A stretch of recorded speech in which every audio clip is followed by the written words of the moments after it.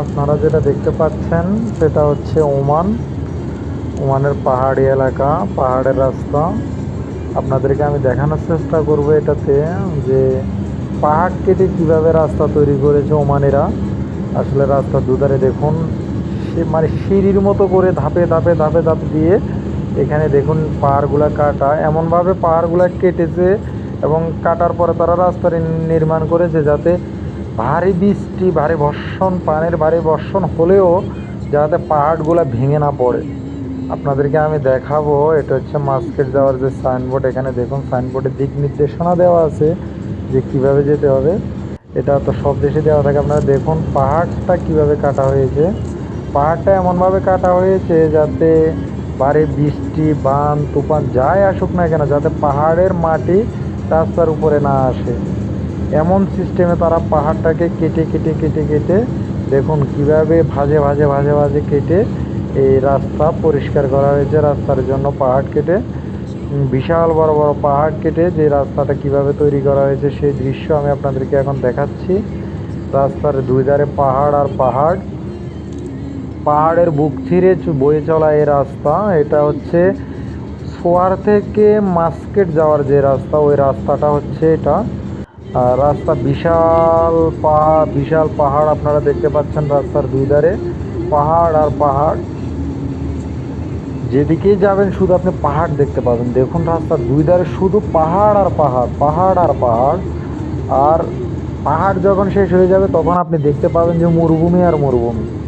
Oman এত বিশাল বড় একটা দেশ, কিন্তু সেই হারে মানুষের মানে মানুষের সংখ্যা একেবারেই কম, যেটা একেবারেই কম। আরব কান্ট্রিগুলো মূলত এইরকমই, বিশাল দেশ, মানুষের সংখ্যা কম। মানুষ যেখানে বসত করে একসাথে গাদাগাদি করে বসত করে, আর যেখানে নেই সেখানে পুরোটাই দু মরুভূমি আর মরুভূমি। আপনাদেরকে আমি দেখানোর চেষ্টা করতেছি পাহাড় কেটে কীভাবে রাস্তা তৈরি করা হয়। ওমানের পাহাড় কেটে কীভাবে রাস্তা তৈরি করা হয়েছে সেই দৃশ্য আমি আপনাদেরকে দেখাচ্ছি। আপনারা দেখতে পাচ্ছেন দুই পাশে পাহাড় কেটে কেটে টুকরো টুকরো করে পাহাড় কেটে তারপরে তার মাঝখান দিয়ে 16 লেনের যে রাস্তা করার মতো জায়গা এখানে আছে। পাশে আরও জায়গা আছে কিন্তু ওরা 8 লেন রাস্তা করেছে এবং পাশে 2 লেন, টোটাল 10 লেন। আপনার 2 লেন হাঁটার জায়গা, 8 লেন মাঝখানে গাড়ি চলাচলের জায়গা। এখানে পাশে আরও বিশাল জায়গা পড়ে আছে, ওনারা কিন্তু চাইলে রাস্তাটা আরও অনেক বিশাল করে করতে পারে। এই দেখুন পাহাড়টা কিভাবে ধাপে ধাপে কেটে ওনারা মানে দেখার মতো একটা দৃশ্য। আপনার পাহাড়টা সিঁড়ির মতো করে, আমাদের দেশে যে ঘরের যে সিঁড়ি দেয় কিংবা যে পুকুরের যে সিঁড়ি দেয়, সে ঘাটলা তৈরি করে, পুকুরের যে ঘাটলা বা সিঁড়ি বলেন যেটাই বলেন না কেন, ঘরের যে সিঁড়ি দেয় ওই সিঁড়ির সিস্টেমে, সেম সিস্টেমে ওরা উপর থেকে কেটে ধাপে ধাপে ধাপে ধাপে নিচের দিকে এমন সিস্টেমে ডিজাইন করেছে যাতে এটা ভেঙে না পড়ে। আর এই দেশে পাহাড় অনেক পাথর বেষ্টিত পাহাড়, মূলত এটা বালি না। আমাদের দেশের বাংলাদেশে যে পাহাড়গুলো আছে বেশিরভাগই বালির পাহাড়, বালি বেষ্টিত। এটা কিন্তু বালি বেষ্টিত না, এটা হচ্ছে পাথর বেষ্টিত পাহাড়, যার কারণে এগুলা সহজে ভাঙে না। আর আপনাদেরকে আমি দেখানোর চেষ্টা করতেছি রাস্তার দুই ধারে পাহাড় আর মাঝখানে আপনার বয়ে চলা রাস্তা, হাই স্পিডে গাড়ি চলাচল করে এখানে। আপনি যতগুলা রাস্তা দেখবেন ওমানের অনেক বড় বড় রাস্তা, তবে এখানে গাড়ি আপনি ধীরে চালাতে পারবেন না। এখানে গাড়ি চালাইতে হলে আপনাকে মিনিমাম 140 থেকে 160-এ গাড়ি চালাতে হবে। আপনি যদি ধীরে গাড়ি চালান তাহলে অ্যাক্সিডেন্ট হওয়ার সম্ভাবনা থাকে। এখানে গাড়ি চালাতে হয় খুব হাই স্পিডে। আর এই দেশে ড্রাইভারগুলো খুব এক্সপার্ট। আপনারা দেখতে পাচ্ছেন পাহাড়ের মাঝখান দিয়ে যে রাস্তা চলে গেছে সেই রাস্তা দিয়ে আমরা যাচ্ছি এখন ওমানের মাস্কেট এয়ারপোর্টে।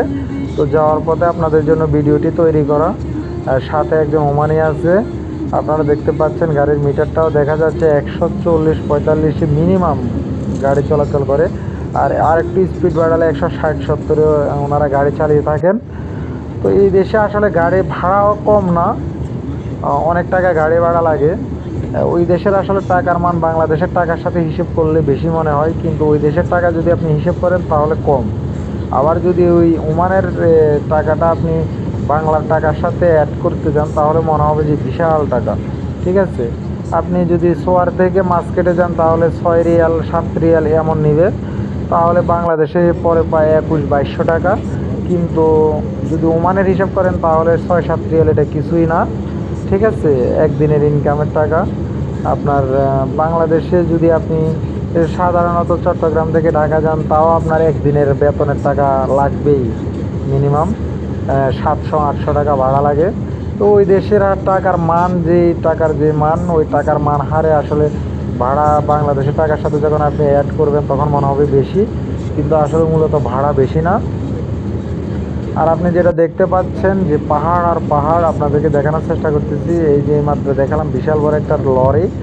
এই লরিগুলো মূলত গাড়ি আনা নেওয়ার ক্ষেত্রে ব্যবহৃত হয়। পুরান গাড়ি যখন এক দেশ থেকে আরেক দেশে নিয়ে আসা যাওয়া হয় তখন এই বড় বড় লরিগুলো ব্যবহার করা হয়।